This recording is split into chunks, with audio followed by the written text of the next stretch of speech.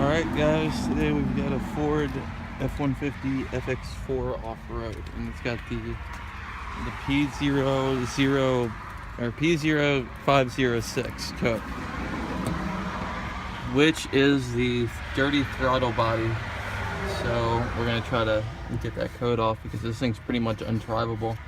It stalls out in gear. But the first thing you're going to have to do is take this. There's one bolt for it. This is just like an intake router, but there's one bolt, and I've already got mine loose, so I can just pop it out. It just slides out of there. And then you have 4 bolts for this, 2 over here and 2 over here. And you take your air box off, unplug your mass airflow and this vacuum line, and that plug right there, and this whole thing comes off. So I'm gonna record after I get these 4 bolts out and these plugs out. All right, once you get those 4 bolts off, this thing comes right off, and there is a clamp, but as you can see, this one's been removed. So here is the throttle body. There's 4 bolts to this, 2 in the front, 2 in the back. And like I said, you've got your 2 plugs, and you just pop this off, and we'll get to it from there. And a cool trick about these plugs is that when they're on, this little thing is pushed in, so you just pop them out, and then you squeeze the middle tab and just slide it out. Alright, once you get those 2 plugs out and those 4 bolts off, it just comes right out. So you can kind of see this thing's a little dirty. Hopefully this will fix it. If not, I would say replace your TPS maybe. A lot of people just replace the whole throttle body, which I guess works, but I mean, that's like the worst comes worst, so you cannot get this thing straight. I mean, it's not locked up or anything. It still moves pretty freely. There's a little bit of play in this motor, which these don't have throttle cables. They have this little motor which, you know, opens and closes it. So that's usually, you know, the problem. Maybe it gets gummed up and it can't open all the way, or as you can see, it's not closed all the way. It's actually kind of like open a little bit, and what that does is that lets enough air in it to idle, kind of like a carburetor, I guess. But so much junk gets built up in there that you have to clean it out. So I'm just gonna show you guys how to clean it real quick.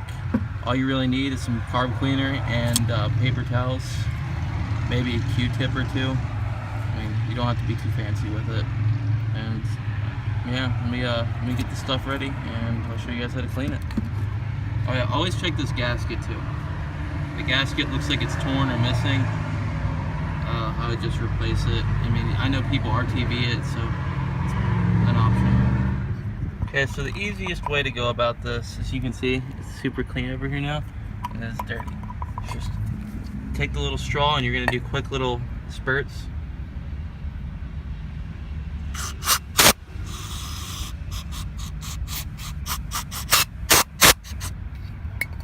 And let it sit, go around to the other side.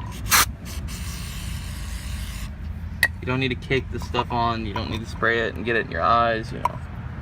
It will happen. So after it's set for a second, you're gonna go on it a little bit harder. And then I flip it, and I hit the side. You can see this stuff just starts coming right off. That was really hard.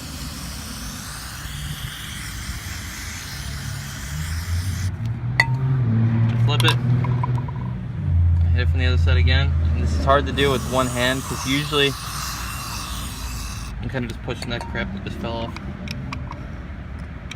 Usually I open it and spray it. It's hard to do with one hand, so. Another thing you can do while you're just in here is just kind of spray off everything else.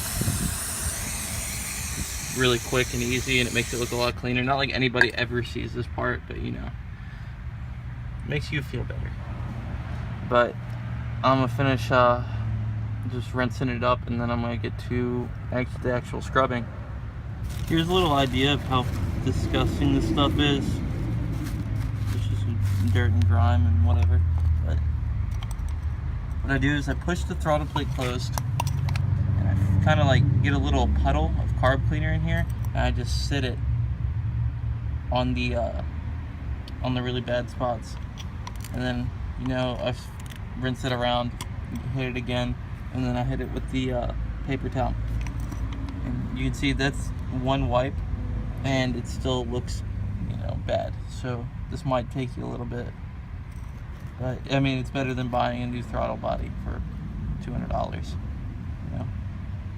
But yeah, as you can see, that stuff turns black pretty quickly. But I'm already starting to see some silver on the walls, and I couldn't even scratch through that stuff a little bit ago.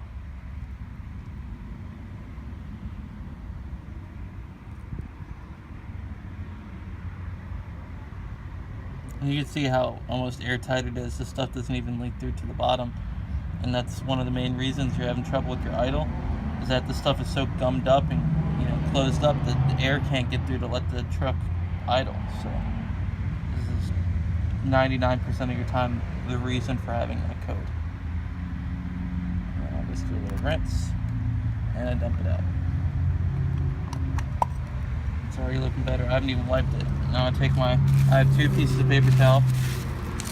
I have one for wiping and then one for cleaning it up afterward.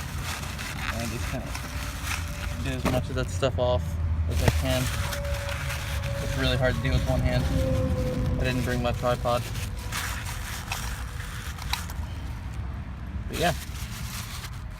So $2 and some paper towels, and you can have your truck back. After you get it flushed out enough times, it ends up just starts to come right off the walls. I know it's hard to see. There we go. It's coming right off. So I don't even really have to do much scrubbing. It's more soaking. But it should end up all looking like that very, very machined silver look. It should not look like that. So you'll know when you're getting done, because the inside of this will be shiny, like super shiny. But yeah, it's pretty much all you have to do. It's not very hard. It's just, you know, something you got to get in there and do. So once you're at this point, you're pretty much done.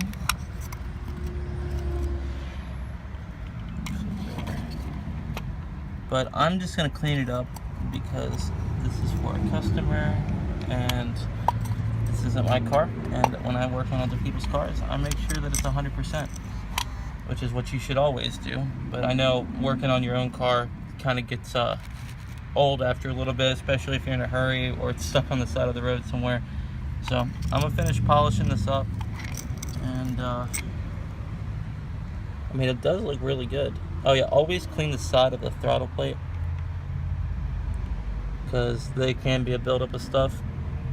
But I'm just gonna go around, I'm gonna clean the outside up, and maybe go around the inside one or two more times, and it should be 100%, and I'll get a video of the truck actually running correctly. Alright, so you got your throttle all cleaned up. Look at that, shine. No more gunk, no more junk. So now all you gotta do is clean your mating surfaces. Make sure they're nice and shiny. You don't want a bunch of crud getting in there making an intake leak. And get your bolts. Alright, so you got your 4 bolts in. Everything's sturdy. I think these are torqued to 20 or 15 foot-pounds. I'm not 100%. You get your 2 plugs back in. Next, you're gonna put your air box on. And you can pull this vacuum line out the way to kind of help you out, so you don't get it caught underneath the intake. And after you get your last plug, the 4 bolts in for the air box and that vacuum line, you can start her up and see if you are able to fix your problem. All right, so now you're in the car.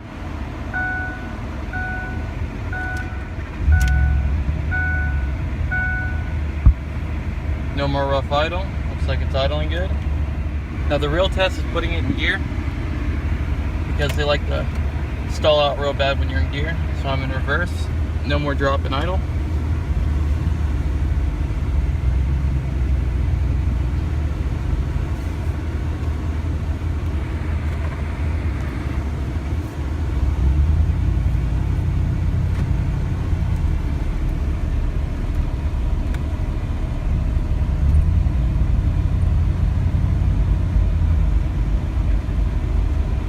Make it stop. Look at that. No more stalling.